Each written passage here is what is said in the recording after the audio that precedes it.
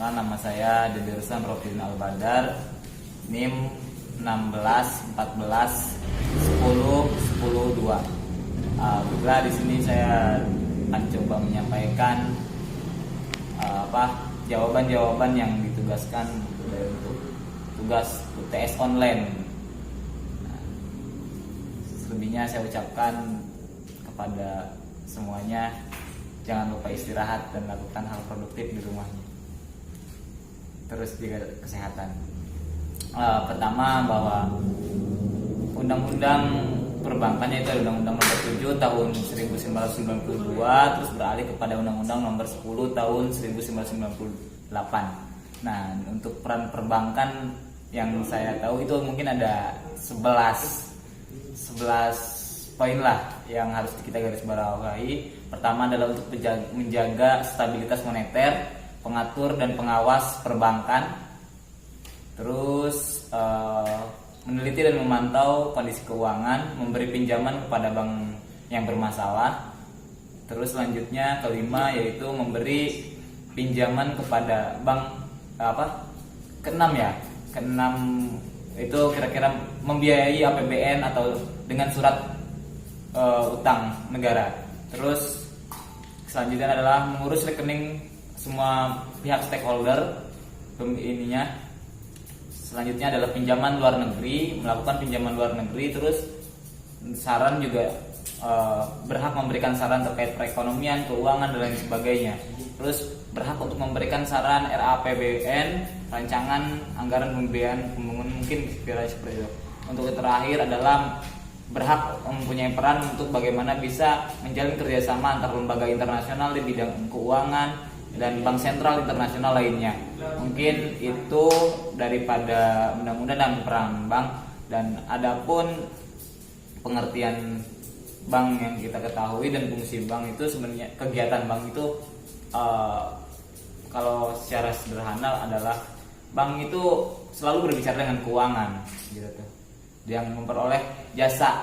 Nah, jasanya di sini adalah pemindahan uang, penagihan, terus atau pemindahan uang kan kayak semacam transfer, terus penagihan gitu, kredit, terus clearing, penjualan mata uang asing, terus deposit box, selanjutnya ada travel check, terus ada bank card, bank draft, sama letter of credit, dan ada juga deposit dan lain sebagainya di bank itu sendiri. Nah, kegiatan bank hal-hal seperti itu saja.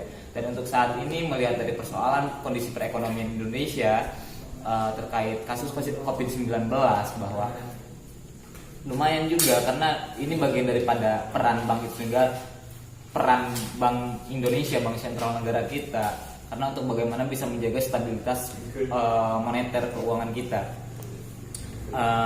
Memang untuk saat ini cukup mengkhawatirkan dari bidang keuangan yang melonjak kepada tahap 16 ribu lebih sampai 17.000.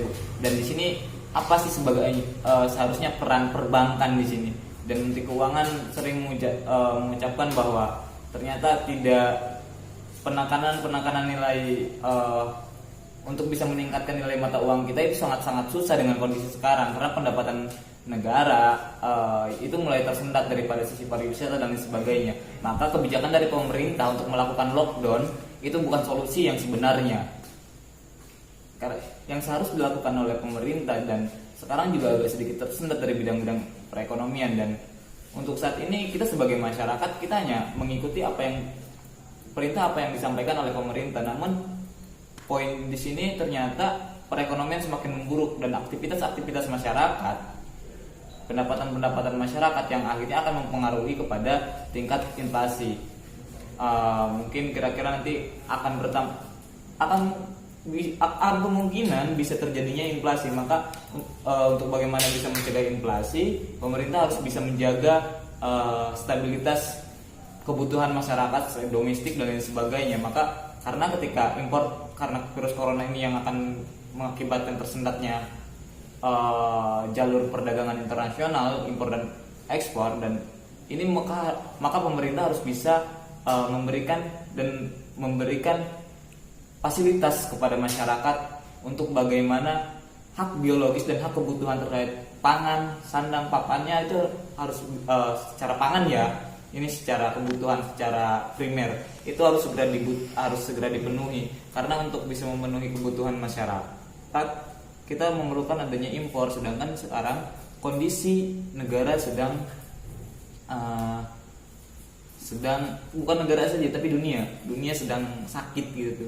Nah, maka harus ada terobosan, gagasan, ide baru dari kita, yaitu bisa memanfaatkan sumber dan kekayaan alam kita untuk bagaimana bisa memenuhi hak kebutuhan, dan agar bisa sedikit mengurangi akan terjadinya inflasi dan krisis moneter. Mungkin itu saja yang bisa saya sampaikan, kurang dan lebihnya saya mohon maaf. Assalamualaikum warahmatullahi wabarakatuh. Jangan lupa istirahat.